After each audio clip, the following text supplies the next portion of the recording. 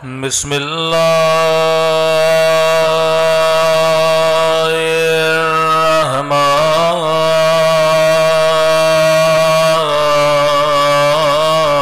الرحمن الرحيم.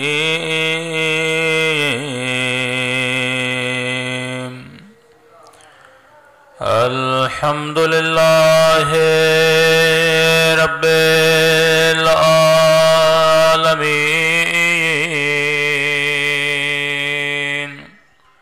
الحمد لله كما هو أهله. الصلاة والسلام على سيد المرسلين وخاتم النبيين أبي القاسم محمد. اللهم صل على محمد وعلى آله الطيبين الطاهرين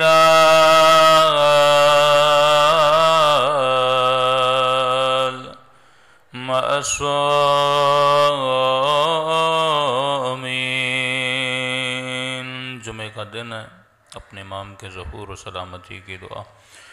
اللہم کل ولیک حجت ابن الحسن صلواتک علیہ وعلی آبائه فی هذه الساعة وفي كل وليا وحافظا وقائدا وناصرا ودليلا وعنا حتى تسكنه أرضك طوعا وتمتعه فيها طويلا برحمتك يا أرحم الراحمين. صلوات پڑھے محمد.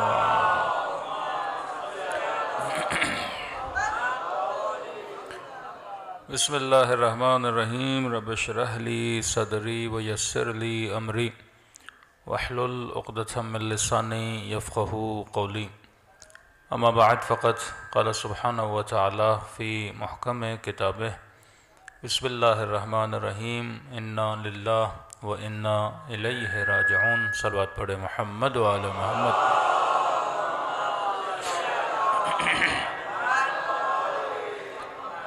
گزارش ہوگی یہ پنکھا بند کر دیں، بار دیگر صلوات پڑھے محمد وآل محمد.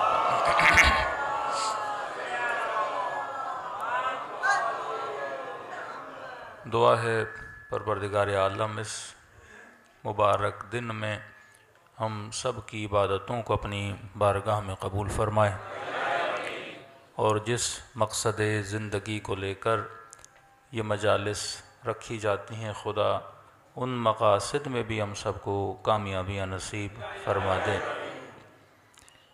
مجلس کسی مرحوم کے ایصال ثواب کے لیے ہوتی ہے، لیکن اس مجلس سے دو طرفہ فائدہ ہوتا ہے.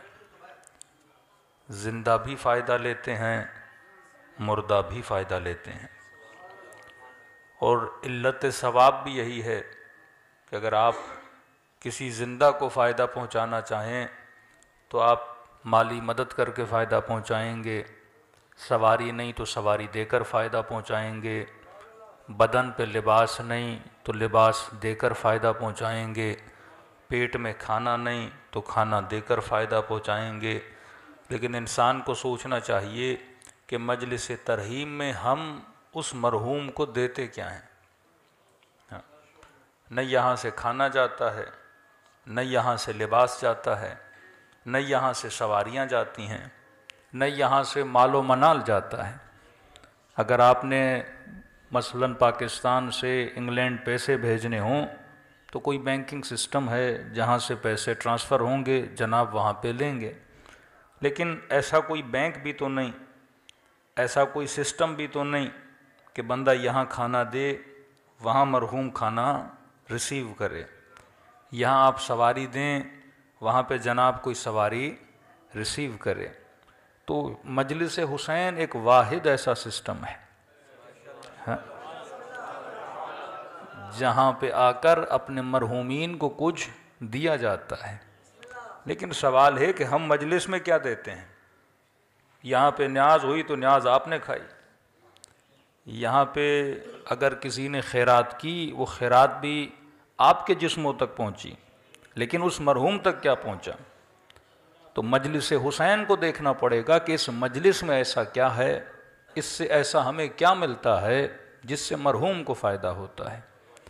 تو مجلس حسین سے جو مجلس حسین میں آتے ہیں انہیں ذکر موت یاد دلایا جاتا ہے، اور موت کو یاد کرنے سے آپ کو اپنی قبر یاد آتی ہے، اور قبر کی یاد سے انسان کو خدا کی یاد آتی ہے، اور خدا کی یاد کی وجہ سے انسان شیطان سے دور ہوتا ہے، نیکیاں کرتا ہے۔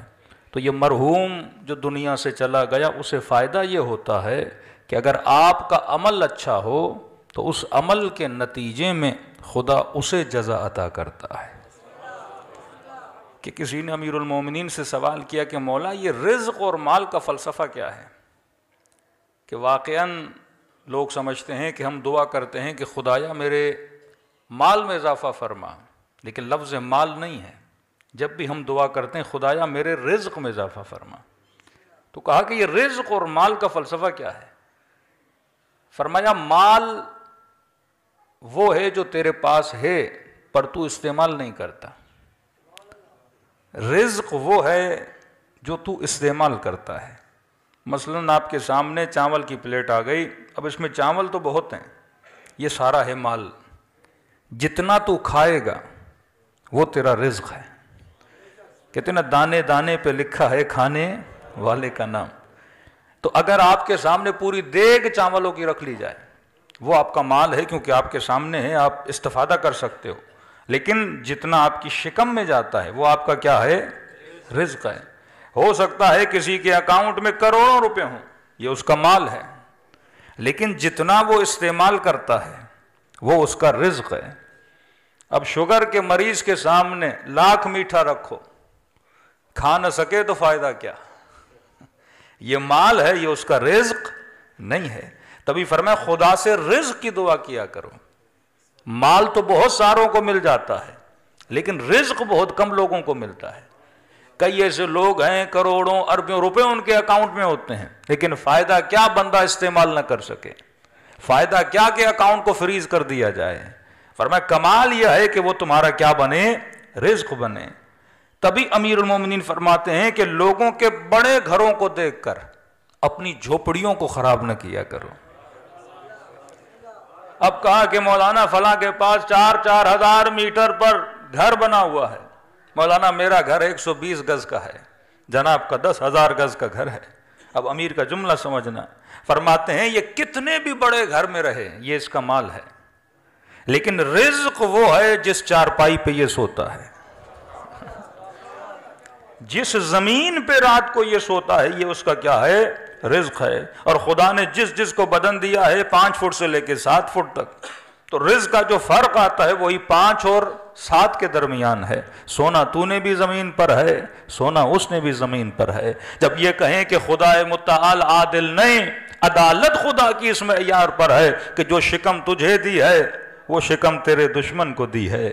یہ نہیں کہ مثلاً اسے کوئی بہت زیادہ بڑا پیٹ دیا ہو تجھے چھوٹا سا پیٹ دیا ہو، کھانا تقریباً سبھی برابر کھاتے ہیں، تو جو کھانے والی چیز ہے اس میں خدا نے فرق نہیں رکھا، تو فرمایا خدا کا شکر ادا کیا کرو کہ خدا نے رزق دنیا کے ساتھ ساتھ تجھے رزق مجلس حسین میں بھی بلا کر رکھا ہے۔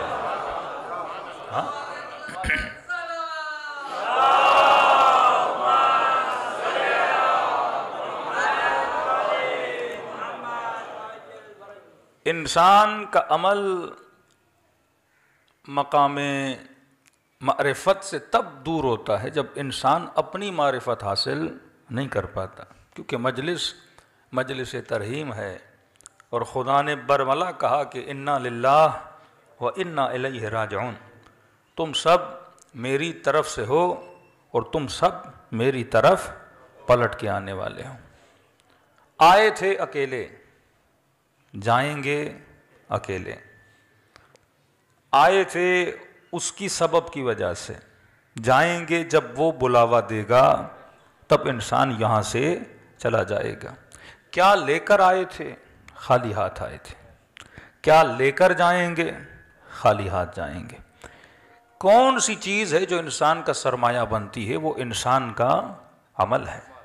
اس کی دلیل یہ ہے کہ جب کوئی انسان دنیا سے جاتا ہے، آپ اس کے گھر جاتے ہو، اس مرحوم کے گھر، اس کے بیٹوں کے پاس، رشتہ داروں کے پاس، آپ کیا لے کر جاتے ہو؟ شاید کوئی پھول کا گلدستہ لے کر جائے، لیکن وہ مرحوم کو فائدہ نہیں دے گا۔ جو بھی بندہ مرحوم کے گھر جاتا ہے، نہ کھانا لے کر جاتا ہے، نہ کوئی دنیاوی چیز لے کر جاتا ہے۔ چار لوگ آپس میں بیٹھتے ہیں، بھائی کس لیے آئے ہیں؟ کہا فاتحہ خوانی کے لیے آئے ہیں۔ مطلب مرنے کے بعد بھی اگر مجھے کوئی چیز فائدہ دے رہی ہے، وہ ایک چھوٹا سا سورہ فاتحہ ہے، ایک سورہ فاتحہ۔ جس بھی مرحوم کے گھر جاتے ہیں کیا پڑھتے ہیں؟ سورہ فاتحہ۔ کیا کرواتے ہیں؟ قرآن خوانی۔ اب انسان یہ سوچے کہ پوری زندگی جس فاتحہ سے میں دور رہا، پوری زندگی جس قرآن سے یہ بندہ دور رہا، اور مرنے کے بعد بھی جو لوگ میرے گھر آ رہے ہیں وہ کیا پڑھ رہے ہیں؟ قرآن پڑھ رہے ہیں۔ تب امیر المومنین فرماتے ہیں کہ وہ شیعہ ہو ہی نہیں سکتا جو کم از کم دن میں 40 آیتیں قرآن کی نہ پڑھے۔ قرآن کی دوری خدا کی دوری ہے، قرآن سے غفلت خدا سے غفلت ہے، کہ بندہ خدا تو آنکھوں سے خدا کو دیکھ تو نہیں سکتا، ہاتھوں سے خدا کو لمس تو نہیں کر سکتا، کوئی ایسا وجود نہیں ہے کہ جیسے تو دیکھ کر یہ کہے کہ میں اللہ کو محسوس کر رہا ہوں۔ تو اگر خدا کو کہیں سے محسوس کیا جاتا ہے، وہ خدا کے کلام سے خدا کو محسوس کیا جاتا ہے۔ تبھی فرمائے اگر اللہ سے ہم کلام ہونا چاہتے ہو تو کلام خداوندی کو پڑھا کرو۔ لیکن سب سے بڑی مسٹیک جو انسان کرتا ہے وہ انسان کی معرفت کا نہ ہونا ہے۔ یہی جملہ کہ انا للہ و انا الیہ راجعون، تم سب اللہ کی طرف سے ہو اور تم سب اللہ کی طرف پلٹ کے جاؤ گے۔ دنیا کی معرفت تو ہمیں بہت ہے، کہ کوئی پوچھے کہ کراچی کے علاقے کتنے ہیں، سڑکیں کون سی ہیں، کون سے علاقے ہیں جہاں غریب رہتے ہیں، کون سے علاقے جہاں امیر رہتے ہیں، ہم سب کو پتہ ہے۔ لیکن اس عالم میں جہاں ہم سب نے جانا ہے، اس کی ہمیں کتنی معرفت ہے کہ عالم برزخ میں کیا ہونا ہے، محشر کے مقامات کون سے ہیں، مرنے کے بعد کی زندگی انسان کی کیسے گزرے گی، اصلاً مرنے کے بعد ہم اپنے والدین سے مل پائیں گے کہ نہیں۔ کئی مومنین کہتے ہیں مولانا کیا مرنے کے بعد اہل بیت سے ملاقات ہوگی کہ نہیں، اور اگر ہوگی تو کیا جب میں چاہوں تب ہوگی، جب دل کرے تب امیر المومنین کی زیارت ہوگی، رسول خدا کی زیارت ہوگی، کیسے ہوگا؟ تو امیر المومنین اور میرے چھٹے امام جعفر صادق علیہ الصلوۃ والسلام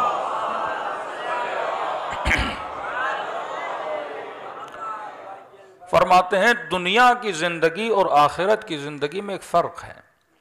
دنیا کی ایک سوشل لائف ہے، جسے ہم اردو میں بولیں ایک اجتماعی زندگی ہے۔ مثلاً اگر ایک مولانا نے بھی یہاں تک آنا ہے تو کئی اسباب درکار ہیں، تب جا کر ایک مولوی یہاں پر آئے۔ اگر میں نے خطاب بھی کرنا ہے تو میری آواز آپ تک پہنچنے میں لاؤڈ کا ہونا ضروری ہے، لائٹ کا ہونا ضروری ہے، مجھے دیکھنے کے لیے آنکھوں کا ہونا ضروری ہے، آپ سے ہم کلام ہونے کے لیے آواز کا ہونا ضروری ہے۔ آنے کے لیے گاڑی کا بندہ محتاج ہے، یہاں تک کہ آپ کے سفرے پر جب ایک روٹی آتی ہے، یہ روٹی بھی کئی اسباب سے گزرتے ہوئے، کوئی کسان تھا جس نے دانہ ڈالا، گندم نکلی، گندم فلور مل میں گئی، آٹا بنا، آٹا آپ نے لیا، کوئی تھی جس نے روٹی بنائی، تب جا کے آپ کے سفرے پہ کیا آ گئی؟ روٹی آ گئی۔ یعنی یہاں بندہ جی ہی نہیں سکتا اگر انسان اسباب کے ساتھ جڑا ہوا نہ ہو۔ تبھی فرمایا جس کے اسباب جتنے مضبوط ہوں گے وہ زندگی اس کی اتنی کیا ہو جاتی ہے؟ آسان ہو جاتی ہے۔ لیکن فرمایا مرنے کے بعد جو زندگی ہے وہ زندگی بغیر اسباب کی زندگی ہے۔ یعنی یہاں بدن سے روح نکلی، اب وہ جو عالم ہے وہ عالم اسباب نہیں ہے۔ یہاں تو لوگوں کا محتاج ہے، وہاں پہ بندہ صرف اور صرف خدا کا محتاج ہے۔ وہاں ایک ہی سبب ہے اور وہ پروردگار عالم ہے۔ یعنی یہ نہیں کہ وہ آپ کسی کے محتاج ہوں۔ تو دو جملے استعمال کیے، فرمایا یہاں کی زندگی سوشل لائف ہے، اجتماعی زندگی ہے، لیکن مرنے کے بعد جو زندگی ہے وہ انفرادی زندگی ہے۔ یعنی جیسے روح بدن سے نکلی، اب جو سفر انسان طے کرے گا یہ تک و تنہائی کا سفر ہے۔ اب یہ نہیں کہ باپ مدد کرنے کے لیے آ جائے، بھائی مدد کرنے کے لیے آ جائے، کوئی غیر مدد کرنے کے لیے آ جائے، کہ نہیں، جتنے سال انسان سفر کرے گا تک و تنہا سفر کرے گا۔ کہ مولا کیا وہاں پہ کوئی مدد نہیں ہوگی؟ فرمایا اگر وہاں پہ کوئی مدد ہوگی بھی تو انسان کے اپنے عمل کی مدد ہے۔ لمحہ لمحہ جو تو نے گزارا ہے، اگر وہ لمحہ ذکر خدا میں گزرا ہے وہاں پہ نعمت بن کر آئے گا، اگر غفلت میں گزرا ہے، دعائے 15 امام زین العابدین فرماتے آئے خدا میں پناہ مانگتا ہوں ہر اس لذت سے جس لذت میں تیرا ذکر نہ ہو۔ کہ بندہ لذتیں حاصل کرتا جائے لیکن خدا کا ذکر نہ ہو۔ کھانا اللہ کی لذت ہے لیکن بسم اللہ پڑھ کے بندہ یہ لذت حاصل نہ کرے تو یہ لذت عبادت نہیں ہے، یہ لذت انسان کے لیے غفلت بن جاتی ہے۔ تو فرمایا وہاں پہ اگر کوئی چیز تمہارے کام آئے گی وہ کیا ہے؟ انسان کا اپنا عمل ہے۔ اب اسی لیے معصوم فرماتے ہیں ہر مرنے والا جب مرتا ہے، اب یہ نہیں کہ کوئی اسے دیکھتا نہیں ہے، جتنے بھی اس کے مرحومین ہیں اس کی روح کو آتا ہوا دیکھتے ہیں اور آپس میں بولتے ہیں ارے جائیں اس کو ریسیو کریں، ارے جائیں اس سے باتیں کریں، لیکن یہ مرحومین اس کو بولیں گے ابھی اس سے بات کرنے کی ضرورت نہیں ہے، کیونکہ یہ سکرات کے لمحوں سے گزر کے آیا ہے، اور سکرات انسان کے وجود پہ ایسا شوق ڈال دیتا ہے کہ انسان بات کرنے کی صلاحیت نہیں رکھتا۔ کیسے چند لمحے چھوڑ دو، اسے چند گھڑیاں چھوڑ دو تاکہ اسے سمجھ آ جائے کہ میں دنیا سے نکل کر عالم آخرت میں آ گیا ہوں۔ پھر فرماتے ہیں کئی لمحوں کے گزرنے کے بعد جب یہ مرحوم تھوڑا ریلیکس ہو جاتا ہے، اب اس سے ملنے آتے ہیں اور اس سے ایک سوال کرتے ہیں کہ تو جہاں سے آیا ہے وہاں پہ ہمارا فلاں رشتہ دار جو تھا اس کے حالات کیسے ہیں؟ اس سے پتا چلتا ہے کہ اوپر والوں کو نیچے والوں کے حالات کا پتا نہیں ہے اور نیچے والوں کو اوپر والوں کے حالات کا پتا نہیں ہے، لہٰذا یہ حالات کی معلومات کس سے لیتے ہیں؟ جو دنیا سے وہاں جا رہا ہے، کہ یہ بتا جو وہاں پر ہے اس کے حالات کیسے ہیں۔ یہاں تک بھی ان کو علم نہیں ہے کہ زندہ ہے یا مر گیا ہے، مالی حالات کیسے ہیں، زندگی کیسے گزر رہی ہے۔ فرماتے اگر یہ بولے گا کہ وہ مر چکا ہے تو ان کے چہروں پہ مایوسی آ جاتی ہے، اس کا مطلب مر تو چکا ہے لیکن ہم اس سے ملے نہیں ہیں، اور اگر ہم نہیں ملے تو اس کا مطلب یہ ہے یہ وادی سلام کی طرف نہیں گیا ہے، وادی برہوت کی طرف گیا ہے۔ اور اگر یہ سنتے ہیں کہ وہ زندہ ہے تو ان کے چہروں پہ خوشی آ جاتی ہے، اس کا مطلب ابھی تک اس عالم میں آیا نہیں ہے، اور وہ دعا کرتے ہیں کہ پروردگارا اگر مر جائے تو اسے وادی سلامتی میں لا کر کھڑا کر دینا۔ صلوات پڑھے محمد وعلی محمد پر۔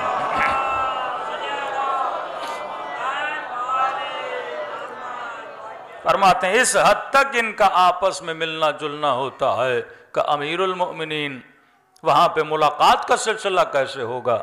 فرمایا انفرادی زندگی ہے، وہاں طبقات ہیں، جو بہترین عمل کا مالک ہے وہ اوپر کے درجے پر ہوگا، جو کم ترین عمل کا مالک ہے وہ نچلے حصے میں ہوگا۔ اب کہا کہ دنیا میں آزادی ہے، مثلا یہاں پہ جو غریب علاقوں میں رہتے ہیں وہ شاید کسی گاڑی پہ چڑھ کے امیروں کے علاقوں کا دورہ کر لیں، ہاں کوئی پاکستانی ویزا لگا کے کسی امیر ملک کا وزٹ کر لے، لیکن کہا کہ وہاں پہ یہ اجازت نہیں ہے۔ جو نچلے درجے میں ہے اسے اجازت نہیں کہ وہ اوپر والے درجے میں جائے۔ مثلا ہم جیسا گنہگار ہوگا اسے یہ اجازت نہیں کہ وہ سلمان کے گھر کا دورہ کر لے، اسے یہ اجازت نہیں کہ وہ انبیاء کے گھروں تک جائے. جو نیچے ہے اسے اوپر جانے کی اجازت نہیں ہے. لیکن فرمایا جو اوپر والے درجوں میں ہے ان کی مرضی ہے، وہ جب چاہیں نیچے والوں سے جا کے ملاقات کر سکتے ہیں. کہ اس کا ریزن کیا ہے؟ کہ کیونکہ جنت مقام سکون ہے. جنت مقام سکون ہے. خدا وہاں پہ کسی کو بے سکون ہونے نہیں دیتا. اب نیچرل ہے جس بندے کے مقامات چھوٹے ہیں اگر وہ اوپر جائے گا ان کی نعمتوں کو دیکھے گا تو اس کے اندر کیا پیدا ہوگا؟ یأس اور حسرت پیدا ہو جائے گی، غمگین ہو جائے گا کہ یہ مقام میرے پاس کیوں نہیں ہے. لیکن اوپر والا جب نیچے آئے گا وہ اور اللہ کا شکر ادا کرے گا کہ خدا نے مجھے کیا عطا کی ہیں، نعمتیں عطا کی ہیں. تو فرمایا وہاں پہ اگر کوئی امیر المومنین سے ملنا چاہتا ہے اس میں مرضی میری نہیں ہے، مرضی علی کی ہے. جب وہ چاہیں گے ملنے آئیں گے، رسول جب چاہیں گے ملنے آئیں گے، سلمان جب چاہیں گے ملنے آئیں گے، شہداء جب چاہیں گے تو ملنے آئیں گے. ہمیں اجازت نہیں ہے. تبھی فرمایا یہ دنیا ہے، یہاں پہ اپنا مقام اتنا بلند کر کہ جب وہاں چلا جائے یہ مرضی تیرے ہاتھ میں رکھی جائے، تو جب چاہے علی کا دیدار کرنے چلا جائے.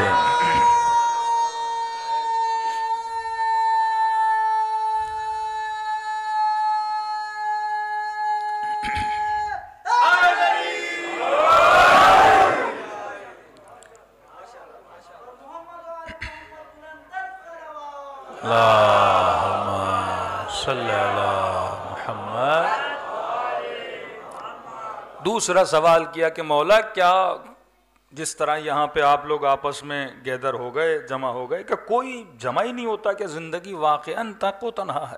فرمایا نہیں، ہفتے میں ایک دن اللہ نے رکھا ہے جس میں مومنین کو اللہ کیا کرتا ہے؟ جمع کرتا ہے. کہ کہاں پہ جمع کرتا ہے؟ فرمایا وادی السلام میں جمع کرتا ہے. یہ لفظ آپ نے بہت سنا ہوگا، وادی السلام اور وادی برہوت. اب یہ وادی السلام ہے کہاں جہاں پہ مومنین کو جمع کیا جائے؟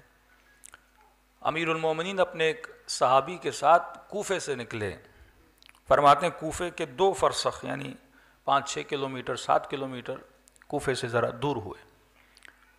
تو مولا کا صحابی کہتا ہے تا حد نگاہ قبریں تھیں، قبرستان.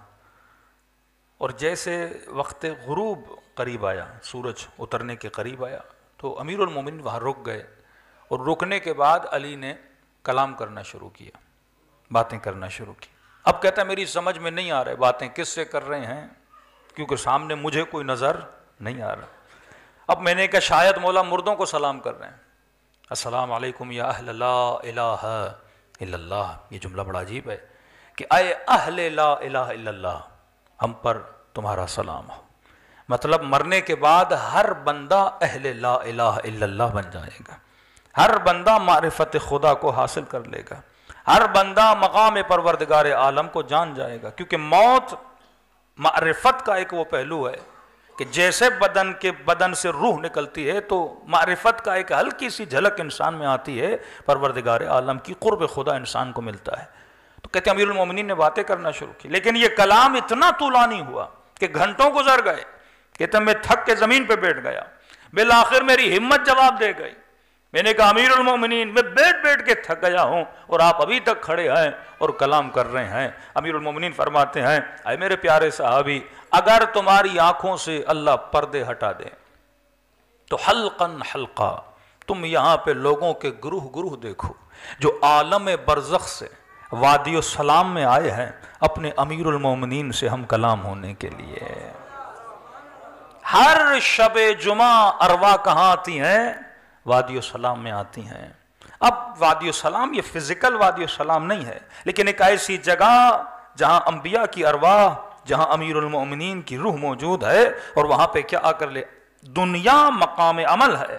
اب کئی لوگ کہتے ہیں مولانا کہ مرنے کے بعد عمل ختم ہے. ہم مرنے کے بعد کوئی عمل نہیں ہے کہ بندہ یہ کہے کہ مرنے کے بعد 2 رکعت نماز پڑھ کے اپنا عمل بڑھاؤں گا، 4 روزے رکھ کے اپنا عمل بڑھاؤں گا، 2 حج کر کے اپنا عمل بڑھاؤں گا، خیرات کر کے اپنا عمل بڑھاؤں گا. مرنے کے بعد کوئی عمل نہیں ہے. فرمایا مرنے کے بعد عمل نہیں ہے لیکن علم حاصل کرنے کی اجازت خدا ضرور دیتا ہے. یعنی مرنے کے بعد عمل میں اضافہ نہیں ہوتا لیکن مرنے کے بعد انسان کے علم میں اضافہ ہوتا ہے. اور جب جب ان ارواح کو وادی السلام میں لایا جاتا ہے اور اہل بیت کی محفل میں آتے ہیں تو ان کے وجود کے علم میں کیا ہوتا ہے؟ اضافہ ہوتا رہتا ہے. تبھی ایک شہید کی ماں، ایک ایرانی شہید تھا، کہتے ہیں ڈیلی جاتی تھی شب جمعہ رات کو اپنے بیٹے کی قبر پہ بیٹھتی تھی اور یہاں تک کہ صبح ہو جاتی تھی، زیارت عاشورہ پڑھا، قرآن پڑھا، مختلف اعمال انجام دیتی رہتی تھی. اور کئی دنوں کے بعد اس نے اپنے بیٹے کو خواب میں دیکھا. اب خواب کے عالم میں کیا دیکھتی ہے کہ بیٹا ماں سے ملنے کے لیے آیا ہے، یہ بھی اپنے بیٹے سے ملتی ہے. لیکن کہتی ہے میں دیکھتی ہوں کئی مومنین ہیں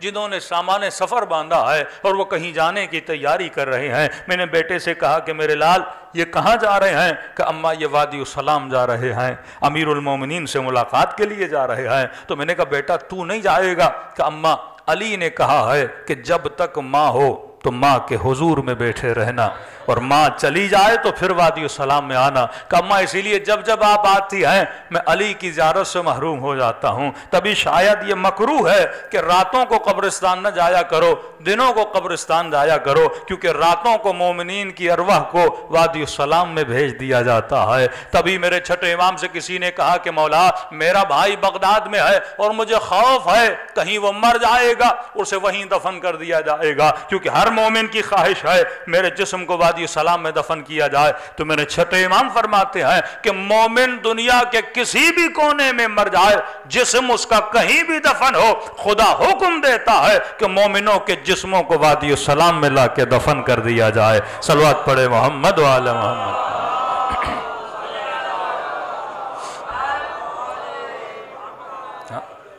تو بندے کا مومن ہونا ضروری ہے. اور علی سے پوچھا کہ مومن کون ہے؟ تو مولا فرماتے ہیں مومن کیس ہوتا ہے. کیس کا مطلب مومن تیز ہوتا ہے. ہمارے یہاں لفظ تیز تھوڑا نیگیٹو معنی میں استعمال ہوتا ہے کہ جناب بڑے تیز ہیں، لیکن امیر فرماتے ہیں شارپ، کین. مومن کیس، مومن عقل مند ہوتا ہے. اب عقل مندی کا پتہ کہاں سے لگے؟ کسی کے ماتھے پہ تو نہیں لکھا کہ جناب عقل مند ہیں یا بے وقوف ہیں. اور پھر فرمایا کہ علی کا چاہنے والا سب سے بڑا عقل مند ہوتا ہے.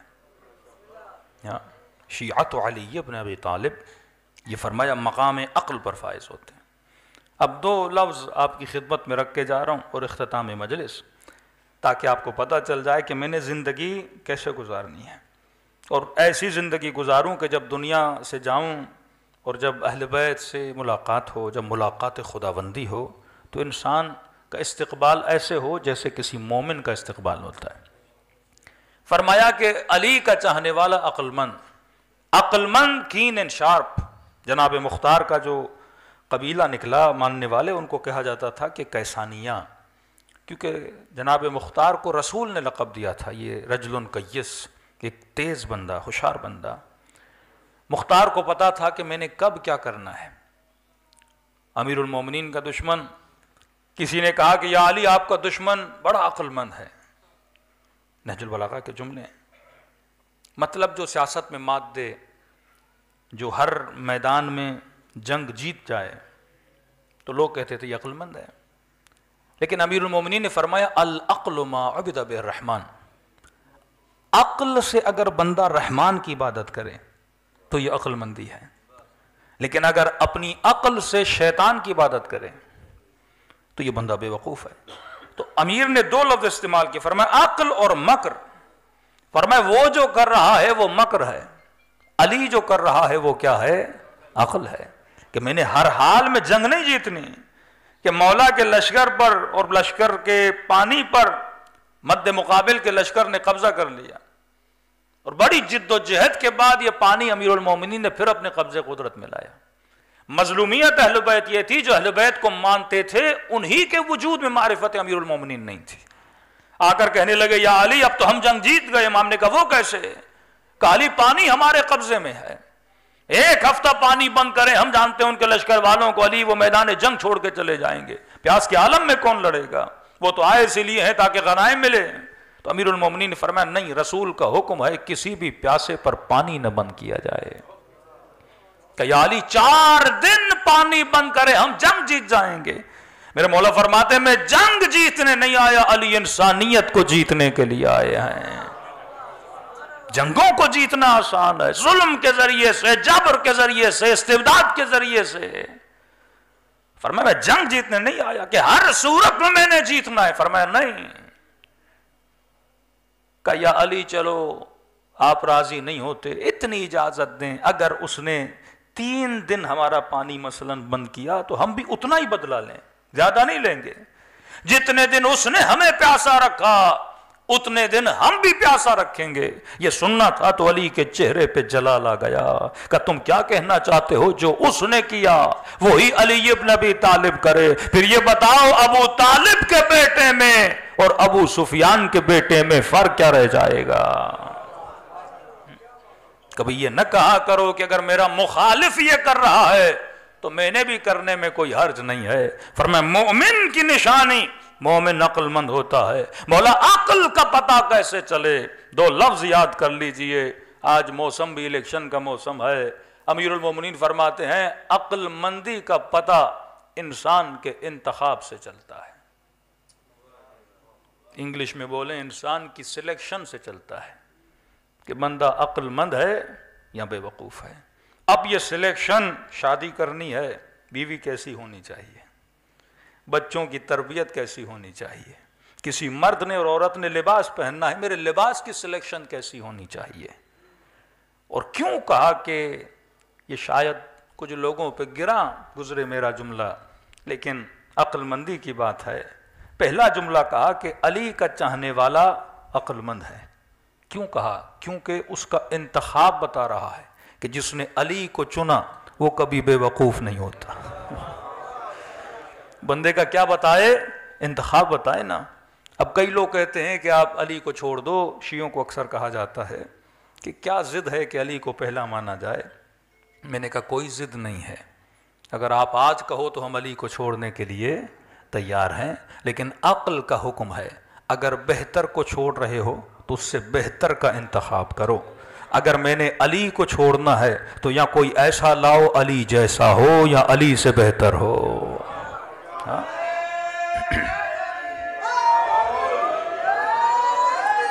شجاعت میں علی سے بہتر، حسب میں علی سے بہتر، نسب میں علی سے بہتر. ولادت ہو تو اللہ کے گھر میں، شہادت ہو تو اللہ کے گھر میں. اور کیا مقام دیا خدا نے. جس مہینے میں شہادت ہوئی وہ سارے مہینوں سے افضل. اس مہینے کی جس رات میں شہادت ہوئی وہ ساری راتوں سے افضل. اور اس رات کی جس عبادت میں شہادت ہوئی وہ ساری عبادتوں سے افضل. نماز تمام عبادتوں سے افضل.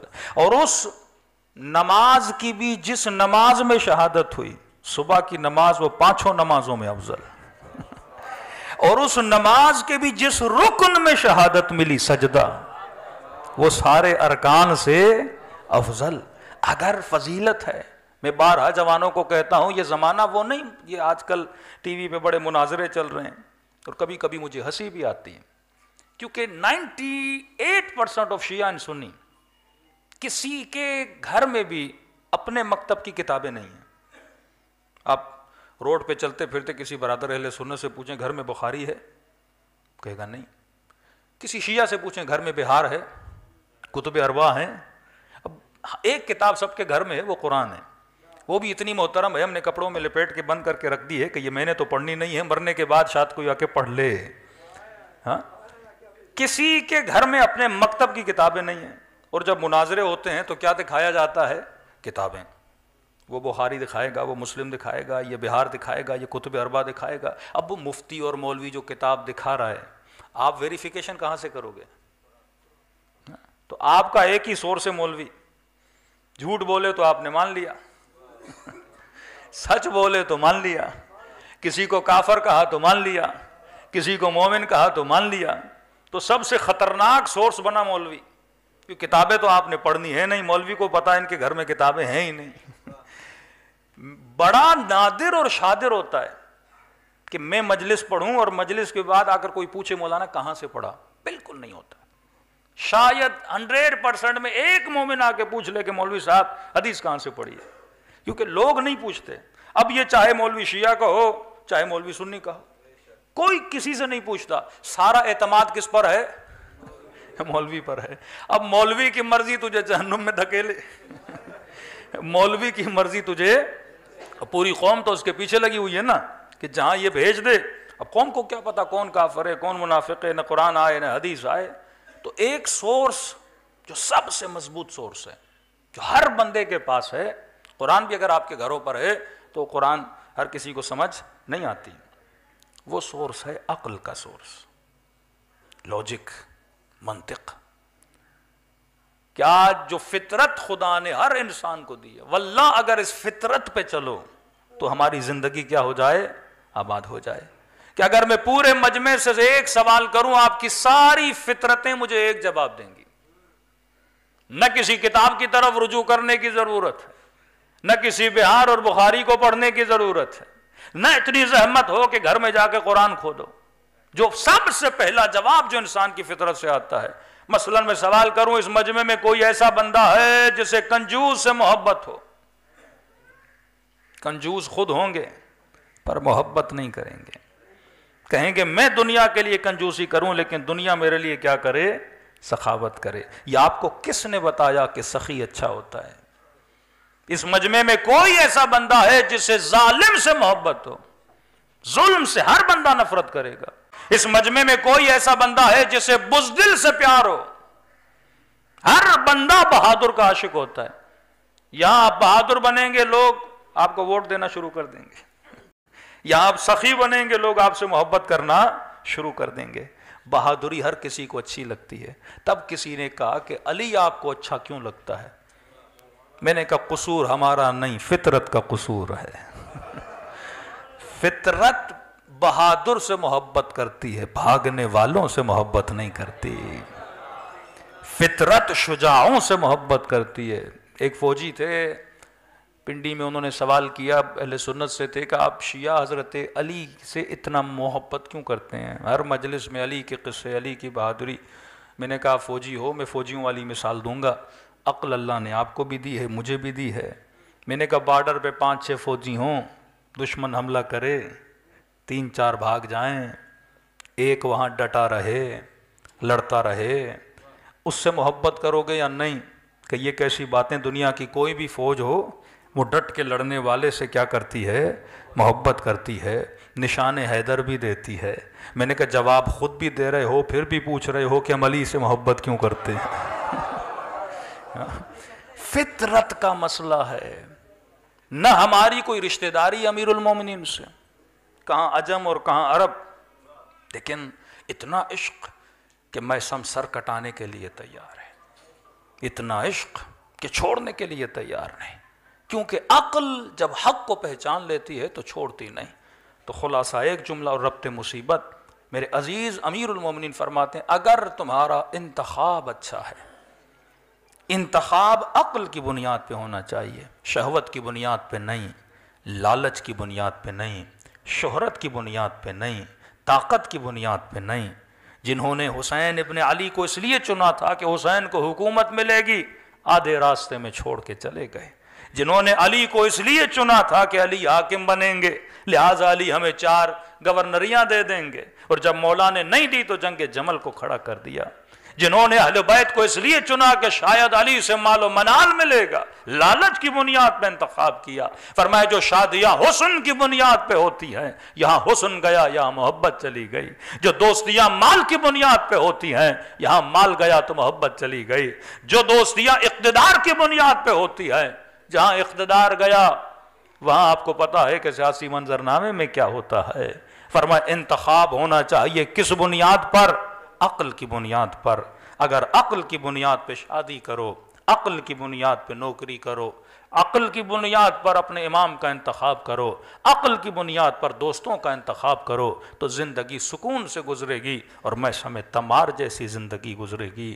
امام نے چراغ کو بجھا دیا اور فرمایا جسے جانا ہے چلا جائے، اور جب چراغ جلا تو دوست بیٹھے ہوئے تھے، رفیق بیٹھے ہوئے تھے۔ امام نے کہا میں نے بیعت اٹھا لی، اگر چلے بھی جاؤ تو قیامت کے دن نانا سے شکایت نہیں کروں گا۔ لیکن کہنے لگے حسین ابن علی اگر 70 مرتبہ جسموں کو تلواروں سے کاٹا جائے، کاٹنے کے بعد جلایا جائے، جلانے کے بعد راکھ بنا کے اڑا دیا جائے، حسین پھر بھی تیرا ساتھ چھوڑنے کے لیے تیار نہیں ہے۔ امیر المومنین بستر مرگ پر ہیں، شہادت قریب ہے۔ مولا کا ایک صحابی قصیدے پڑھنے لگا مولا کی شان میں۔ امام نے کہا حسن اسے بلاؤ۔ جب جناب حسن نے بلایا، امام نے کہا کہ آج تو قصیدے پڑھ رہا، علی تیرے سامنے ہے، لیکن یہ بتاؤ کل جب علی نہیں رہیں گے کیا اسی طرح علی کا ساتھ دو گے؟ کہ مولا واللہ لو قطعت عربا عربا، خدا کی قسم اگر تلوار سے ٹکڑے ٹکڑے بھی ہو جائیں علی تیرا ساتھ نہیں چھوڑوں گا۔ حکومت امیر شام آئی، اسے پکڑا گیا اور کہا کہ کر علی کی شان میں گستاخی، کہا کہ مر جاؤں گا نہیں کروں گا، کہ بیٹوں کو مار دیں گے کہ مار دو، کہ زندہ جلا دیں گے کہ جلا دو، کہ اتنا اعتماد تیرے وجود میں کیوں ہے؟ کہ یہ خبر علی نے پہلے سے دی تھی اور میں نے اسی وقت وعدہ کیا تھا، دنیا کی زندگی اور تکلیف لمحوں کی تکلیف ہے، لہذا حکم دیا گیا کہ اسے قتل کر دیا جائے۔ جب تلوار لے آنے والا اس کا سر قلم کرنے لگا تو اس نے کہا کہ اگر زحمت نہ ہو مجھ سے پہلے میرے بیٹوں کو قتل کرو۔ کہا کہ تو کیسا باپ ہے جو بیٹے کو مرتا ہوا دیکھنا چاہتا ہے؟ کہنے لگا کہ مسئلہ بیٹوں کی محبت کا نہیں، مسئلہ حق کی محبت کا ہے، مسئلہ علی کی محبت کا ہے۔ مجھے خوف ہے کہیں مجھے مرتا ہوا دیکھیں اور علی کے دامن کو چھوڑ نہ دیں، پہلے انہیں جنت میں بھیجوں گا پھر میں خود علی کی قدم بوسی میں جاؤں گا۔ یہ ہے حق کی پہچان۔ اگر انتخاب عقل کی بنیاد پر ہو تو دنیا میں بھی سکون ہے، آخرت میں بھی سکون ہے۔ فرمائشیوں ایک بات یاد رکھنا، اے اہل بیت کے چاہنے والوں ایک بات یاد رکھنا کہ اہل بیت سخی بھی ہیں، اہل بیت کریم بھی ہیں۔ سخی وہ جو مانگنے پہ عطا کرے، کریم وہ جو نہ مانگنے پر عطا کرے۔ یہ کرم خدا ہے کہ آج مجلس حسین میں موجود ہو۔ ہر بندہ عاشق امام حسین ہے، ہر بندے کی چاہت ہے خدا اسے زیارت امام حسین نصیب کرائے۔ بارہا میں مجلسوں میں عرض کر چکا کہ ایک مولا کا بوڑھا عاشق بدن سے معذور تھا، مالی اعتبار سے بے انتہا فقیر تھا۔ اس نے کیا دیکھا کہ لوگ کربلا کی طرف جا رہے ہیں، 40 کے دن تھے، تو جیسے اس نے بسوں کو کربلا کی طرف جاتا ہوا دیکھا تو اس کی آنکھوں میں آنسو آ گئے۔ گھر گیا اور مصلی پہ 2 رکعت نماز زیارت امام حسین پڑھی اور شکایت کی اپنے امام حسین سے کہ مولا کیا تیری زیارت صرف امیروں کے لیے ہے؟ مولا کیا معذوروں کو کربلا نہیں بلاؤ گے؟ کیا غریبوں کو کربلا نہیں بلاؤ گے؟ عاشق جب دیکھے نا کوئی میرے معشوق سے ملنا جا رہا ہے تو تڑپ اٹھتا ہے، کہتا ہے رو رو کے اسے سجدے میں نیند آ گئی۔ خواب کے عالم میں امام حسین کی زیارت نصیب ہوئی۔ امام نے فرمایا اے بوڑھے عاشق، وہ کربلا جائیں گے اور حسین کی زری کو دیکھیں گے، میں نے خواب میں آ کے اپنے چہرے کی زیارت تجھے کرائی ہے۔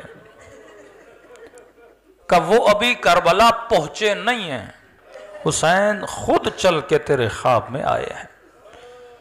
کبھی یہ نہ کہا کرو کہ ہم کریم نہیں ہیں، لیکن ایک بات سن لے اپنے امام کی، زندگی میں ایک بار بھی اگر ہو سکے میری کربلا آنا ضرور، کیونکہ مرنے کے بعد جب اس کے ثواب کو دیکھو گے اور اگر نہ ہوگا تو پچھتاؤ گے۔ آغا گلپائے سے کسی نے بیٹے نے خواب میں دیکھا کہ بابا اگر دنیا میں ایک دن ملے کون سا کام کرو گے؟ نماز، روزہ، حج و زکوٰۃ۔ فرمایا بیٹا ایک دن بھی ملے نہ میں امام رضا کی زیارت کو جاؤں گا۔ کہا کیوں؟ کہ یہ تو مرنے کے بعد پتا چلا ہر کی ہوئی زیارت کے بدلے میں 3 مرتبہ امام رضا مجھ سے ملنے کے لیے آئے، اور میں تجھے نہیں بتا سکتا اس ملاقات کا سکون کیا ہے۔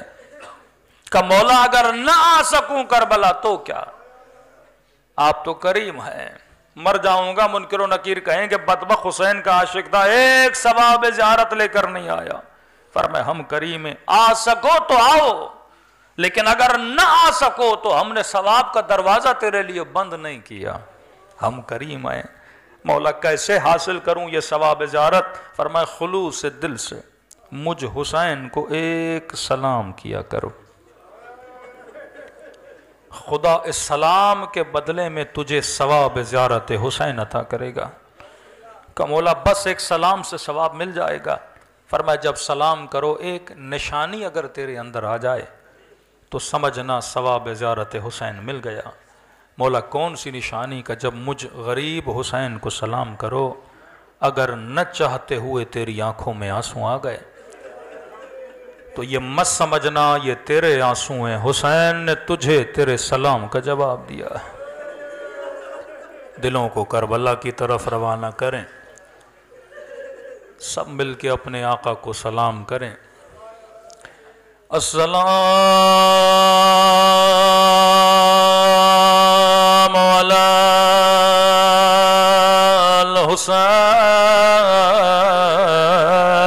الحسین وعلی علی ابن الحسین وعلی اولاد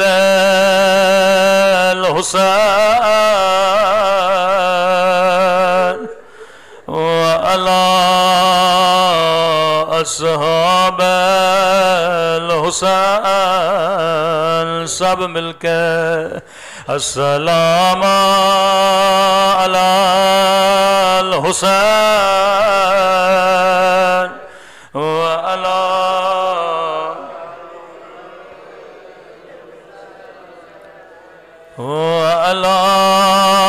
اولاد الحسین وعلی اصحاب، میرا سلام ہو زینب کی لٹی ہوئی چادر پہ،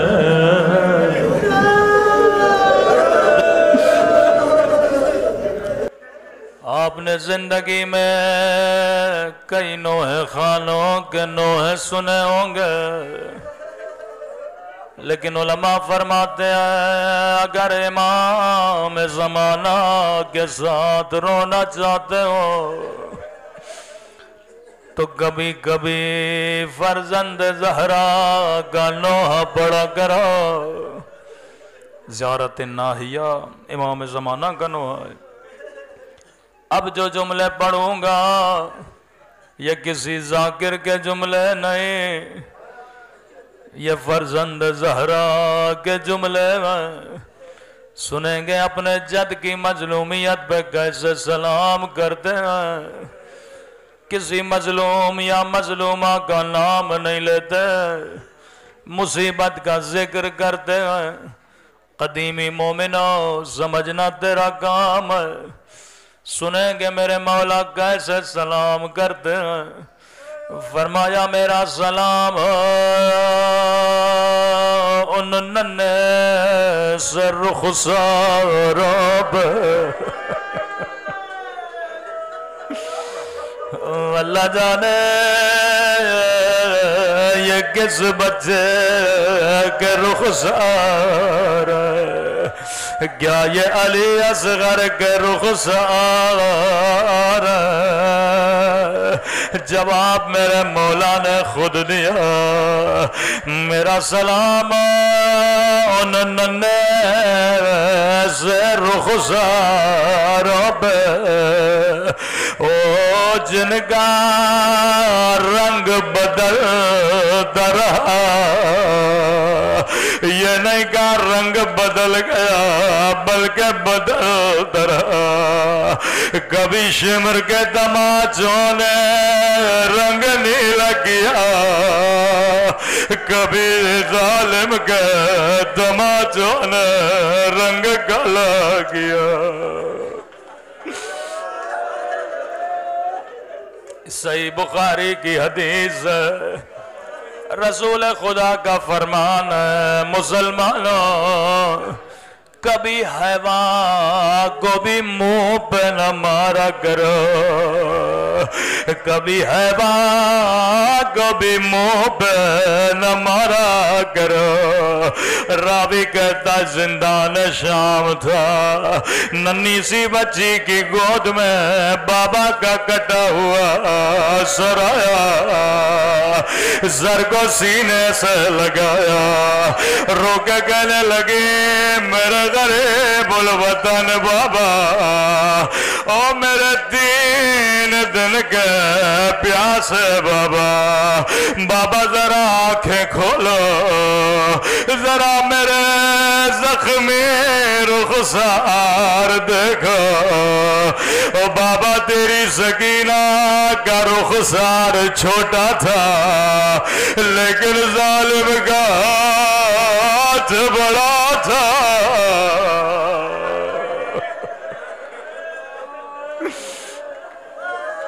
میں قربان امام زمانہ آپ کے مظلومیت میں،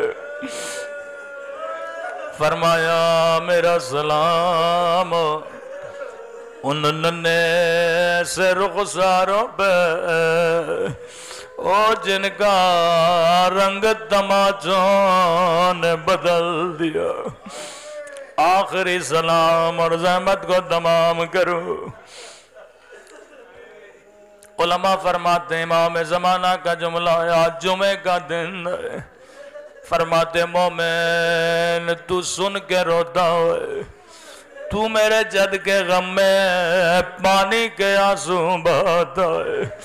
فرماتے ہر روز نماز عصر کے بعد خدا مجھے میرے دادا حسین کا خون بھرا گردہ دکھاتا ہے۔ اگلا سلام سب سے بڑا درد بھرا سلام ہے، فرمایا میرا سلام ان زخمی رخساروں پہ جن کا رنگ بدلتا رہا، اس سے بھی بڑا سخت سلام میرے مولا نے دیا۔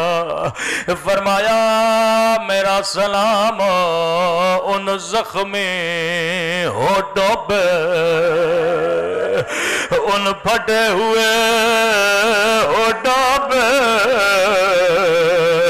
اللہ جانے یہ کس کے ہونٹ ہیں، کیا علی اکبر کے ہونٹ ہیں یا سکینہ کے ہونٹ ہیں؟ جواب میرے مولا نے خود دے دیا۔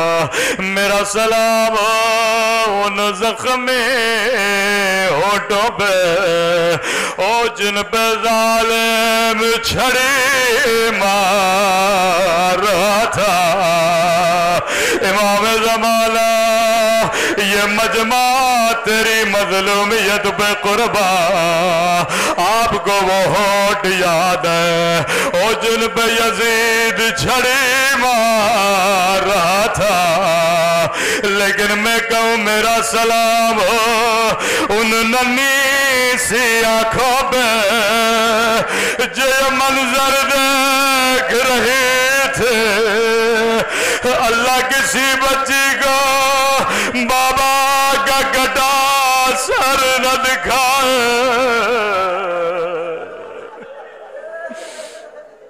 اللہ لعنت اللہ علی القوم الظالمین۔ پروردگار تجھے رسول کے مظلوم نواسوں کا واسطہ، تجھے حسین کی کٹی ہوئی گردن کا واسطہ، تجھے سکینہ کے ننھے سے رخساروں کا واسطہ، تجھے سیدہ زہرا کی چادر کا واسطہ، خدایا مرحوم کے درجات کو بلند فرما، جو حاضرین ہیں ان کے مرحومین کے درجات کو بلند فرما، ہم سب کو قبر کی پہلی رات امام حسین اور رسول کی شفاعت نصیب فرما۔ اے خدا بحق محمد و آل محمد ہم سب کے صغیرہ کبیرہ گناہ معاف فرما۔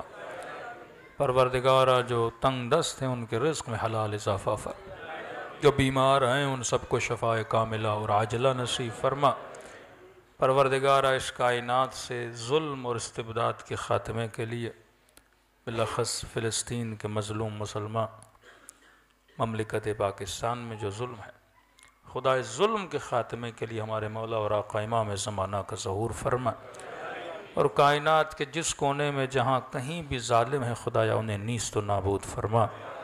پروردگارہ یہ دعا ہمیشہ کریں جناب سلمان فارسی کی دعا کہ اے خدا ہم سب کو زبان ذاکر عطا فرما، بدن صابر عطا فرما، دل شاکر عطا فرما، عقل سالم عطا فرما، جو مانگا نہیں مانگا اپنے خزانے قدرت سے ہم سب کو نصیب فرما۔